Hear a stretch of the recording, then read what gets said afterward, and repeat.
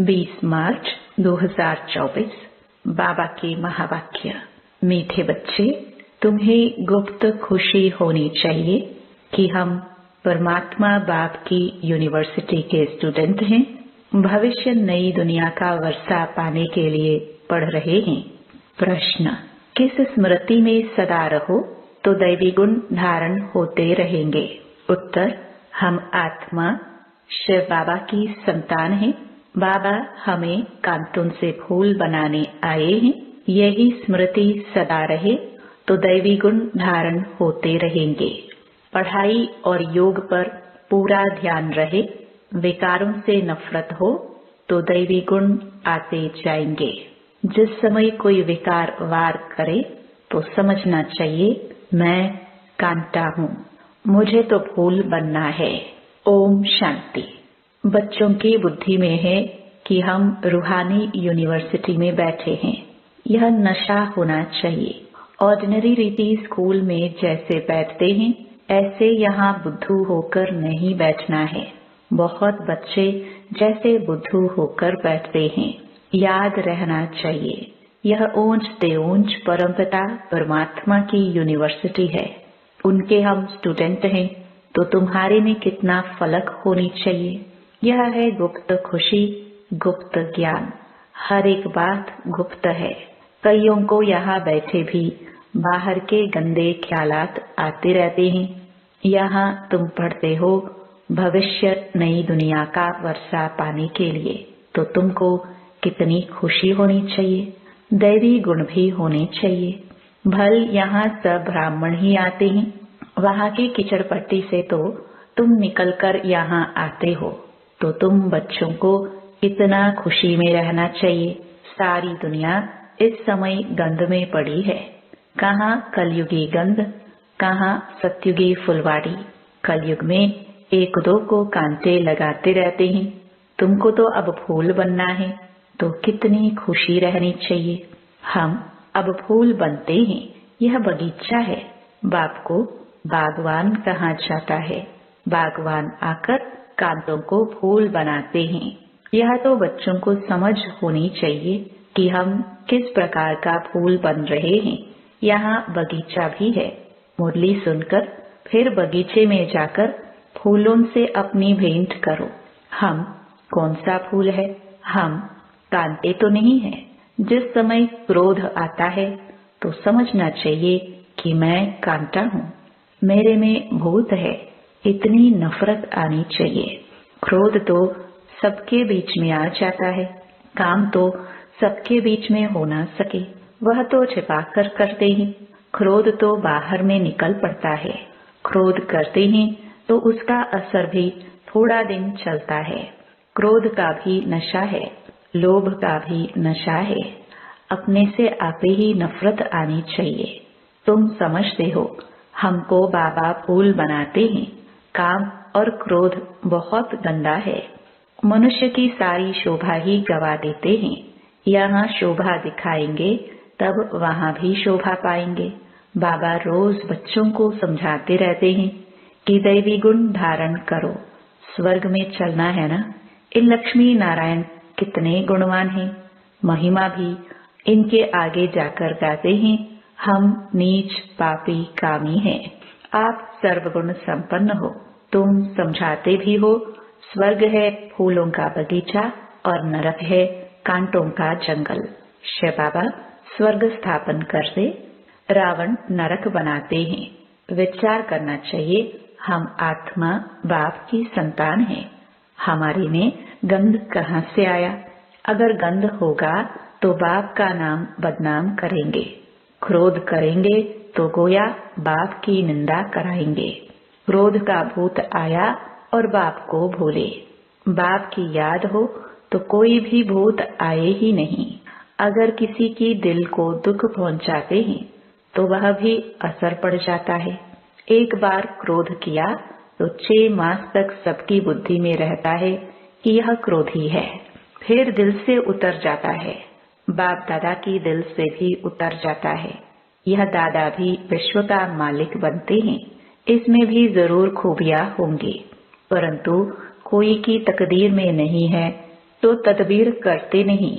कितनी सहज तदबीर है, सिर्फ बाप को याद करो तो आत्मा स्वच्छ बन जाएगी और कोई उपाय नहीं है। इस समय राज ऋषि तो कोई है नहीं, राजयोग सिखलाने वाला एक ही बाप है। मनुष्य मनुष्य को सुधार ना सके, बाप आकर सबको सुधारते हैं। जो बिल्कुल अच्छी तरह सुधर जाते हैं वह सत्युग में पहले पहले आते हैं। तो कोई भी गंदी आदत है तो छोड़नी चाहिए। पढ़ाई पर, योग पर पूरा ध्यान देना चाहिए। ये भी जानते हैं सब तो एक जैसा ऊंच नहीं बनेंगे, परंतु बाप तो पुरुषार्थ कराएंगे। जितना हो सके पुरुषार्थ कर ऊंच पद पाओ, नहीं तो कल्प कल्पांतर नहीं पा सकेंगे। बाबा बार बार समझाते रहते हैं कि बाप को याद करो तो किचड़ा निकल जाए। वह सन्यासी तो हठयोग सिखलाते हैं। ऐसे मत समझना कि हठयोग से तंदुरुस्ती अच्छी होती है। वह कभी बीमार नहीं पड़ते।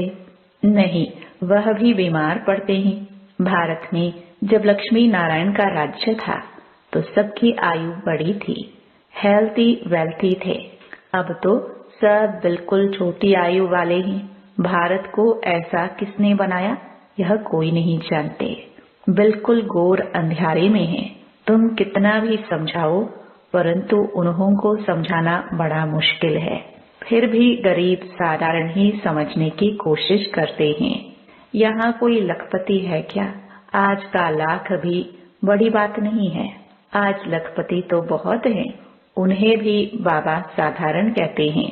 आज तो करोड़पति की बात है। शादियों पर भी कितना खर्चा करते हैं। तुम बच्चों को बड़ा युक्ति से समझाना है जो किसको तीर लग जाए। बड़े बड़े आदमी कोई MP आदि आते हैं तो बहुत खुश होते हैं, परंतु एक में भी ताकत नहीं जो आवाज कर सके। तुम समझाते हो परंतु यथार्थ पूरा समझकर नहीं जाते हैं। ऊंच ते ऊंच भगवान, ऊंच ते ऊंच यह वर्षा। लक्ष्मी नारायण को किसने यह स्वर्ग का वर्षा दिया? यह कहाँ के रहवासी हैं? यह बहुतों को पता नहीं पड़ता है।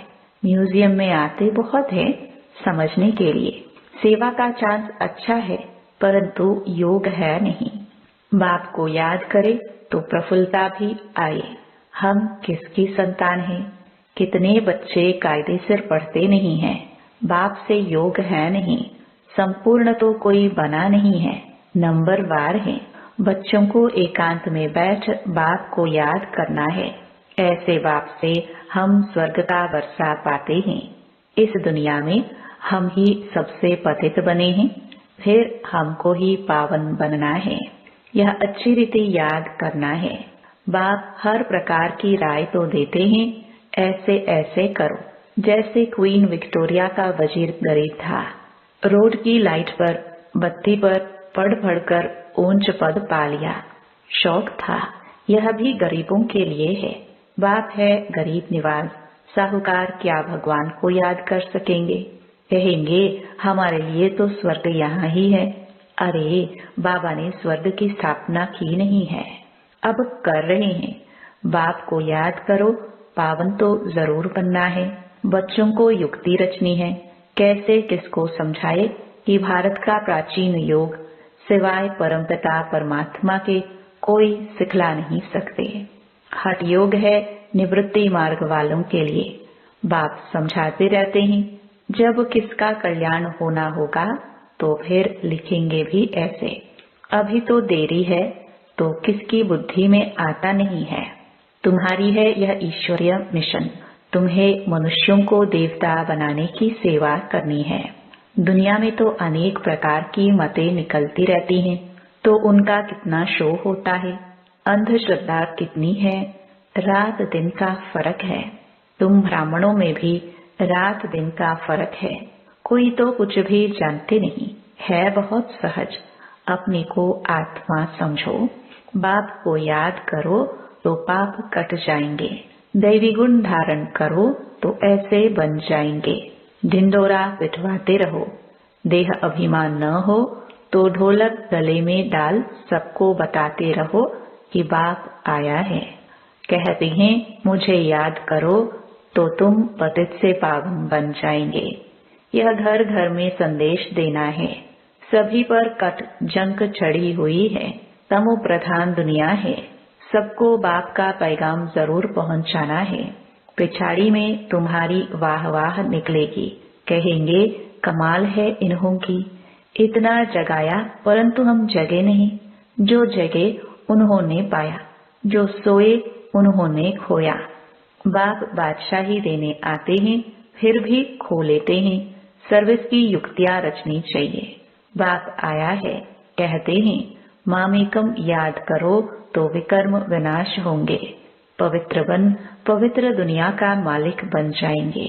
याद नहीं करेंगे तो पाप कटेंगे नहीं। कोई भी कट न रहे तब ऊंच पद पा सकते हैं, नहीं तो पद भी कम, सजाए भी खाएंगे। सर्विस की अच्छी मार्जिन है। चित्र साथ में ले जाने से सर्विस कर सकेंगे। चित्र ऐसे अच्छी रीति बनानी चाहिए जो खराब न हो। यह चित्र बहुत अच्छी चीज है। बाकी मॉडल्स तो खिलौने हैं। बड़े बड़े आदमियों के बड़े बड़े चित्र होते हैं, हजारों वर्ष भी चलते हैं। तुम्हारे यह 6 चित्र काफी हैं। बोलो यह सृष्टि का चक्र कैसे फिरता है, हम आपको समझाएंगे। इस चक्र को याद करने से तुम चक्रवर्ती राजा बनेंगे। बैज भी बहुत अच्छा है परंतु इनकी वैल्यू बच्चों के पास नहीं है। इस पर भी तुम समझाते रहो तो भी तुम्हारी कमाई बहुत होगी। यह बाज तो ऐसा है जो छाती से लटका रहे। यह बाबा इस ब्रह्मा द्वारा यह वर्षा देते हैं। ट्रेन में भी चक्कर लगाते यह समझाते रहो। छोटे बच्चे भी कर सकते हैं, तुमको कोई मना नहीं कर सकते। यह बाज ऐसी चीज है, हीरे जवाहर फल फूल महल सब कुछ इसमें मर्ज है, परंतु बच्चों की बुद्धि में नहीं आता है। बाबा ने बहुत बारी समझाया है, चित्र साथ में जरूर हो। तुमको कोई उल्टा सुल्टा भी बोलेंगे। श्री कृष्ण को भी गाली मिली ना, भगाते थे, यह करते थे, लेकिन उनको भी पटरानी बनाया ना, विश्व का मालिक बनकर। फिर ऐसे काम थोड़े ही करेंगे। इस ज्ञान में नशा बहुत होना चाहिए। हम चाहते हैं जल्दी विनाश हो जाए, फिर कहते हैं अभी तो बाबा साथ है, बाबा को छोड़ देंगे तो फिर बाबा 5000 वर्ष के बाद मिलेगा। ऐसे बाबा को हम कैसे छोड़े? बाबा से तो हम पढ़ते रहे। यह है ब्राह्मणों का ऊंचे से ऊंचा जन्म। ऐसा बाप जो हमको राजाई दे रहा है, फिर तो हम उनसे मिलेंगे नहीं। परंतु गंगा पर रहने वालों को इतना कदर नहीं रहता। बाहर वाले कितना महत्व रखते हैं, यहाँ भी बाहर वाले कुर्बान जाते हैं। अगर योग का बल नहीं है तो किसी पर भी समझाने का असर नहीं होता। कुछ भी समझते नहीं। आते बहुत हैं, लिखते हैं, ऐसे ऐसे समझाया, कहते हैं बहुत अच्छा है। बाबा समझते हैं, सुना ऐसे जैसे सुना ही नहीं, जरा भी समझा नहीं। बाप को ही नहीं जाना है। अगर कुछ समझे तो ऐसे बाप से कनेक्शन तो रखे, चिट्ठी लिखे, झट तुमसे पूछे कि हम ऐसे बाप को चिट्ठी कैसे लिखते हो, बताओ। शिव बाबा केयर ऑफ ब्रह्मा एकदम लिखने लग पड़े। यह तो रथ है ना, परंतु ज्यादा कीमत तो उनकी है जो इसमें प्रवेश करते हैं। सर्विस करते करते बहुत बच्चों के गले थक जाते हैं, परंतु योग नहीं है तो तीर नहीं लगता है। इसको भी ड्रामा कहेंगे। बाप को जान लिया तो फिर बाबा से मिलने बगैर रह नहीं सकेंगे। ट्रेन में भी योग युक्त हो आए। हम जाते हैं बाबा के पास, जैसे विलायत से आते हैं तो स्त्री बाल बच्चे सब याद आते हैं। यह तो हम किसके पास जाते हैं तो रास्ते में कितनी खुशी होनी चाहिए। सर्विस करते करते आना चाहिए। बाबा है सागर, देखते हैं बच्चे फॉलो कर रहे हैं। ज्ञान की लहर उठती है तो देखकर खुश होते हैं। यह तो बहुत अच्छा सपूत बच्चा है। सवेरे याद की यात्रा में बहुत फायदा है। ऐसे भी नहीं सिर्फ सुबह को याद करना है। उठते बैठते खाते पीते याद किया, सर्विस की तो तुम यात्रा पर हो। अच्छा, मीठे मीठे सिखिलते बच्चों प्रति माता पिता बाप दादा का याद प्यार और गुड मॉर्निंग। रूहानी बाप की रूहानी बच्चों को नमस्ते। धारणा के लिए मुख्य सार। पहला, किसी की दिल को दुखी नहीं करना है। अंदर कोई भी भूत है तो जांच करके उनसे निकालना है। फूल बन सबको सुख देना है। दूसरा, हम ज्ञान सागर के बच्चे हैं तो अंदर ज्ञान की लहरें सदा उठती रहे। सर्विस की युक्तियां रचनी है, ट्रेन में भी सर्विस करनी है, साथ साथ पावन बनने के लिए याद की यात्रा पर भी रहना है। वरदान, याद और सेवा के बैलेंस द्वारा बाप की मदद का अनुभव करने वाले ब्लेसिंग की पात्र आत्मा भव। जहाँ याद और सेवा का बैलेंस अर्थात समानता है, वहाँ बाप की विशेष मदद अनुभव होती है। यह मदद ही आशीर्वाद है, क्योंकि बाप दादा अन्य आत्माओं के मुआफिक आशीर्वाद नहीं देते। बाप तो है ही अशरीरी, तो बाप दादा की आशीर्वाद है सहज स्वतः मदद मिलना, जिससे जो असंभव बात है वह संभव हो जाए। यही मदद अर्थात आशीर्वाद है। ऐसी आशीर्वाद का पात्र आत्माएं हो जो एक कदम में पद्मों की कमाई जमा हो जाती है। स्लोगन, प्रकाश देने के लिए अविनाशी सुख शांति व सच्चे प्यार का स्टॉक जमा करो। ओम शांति।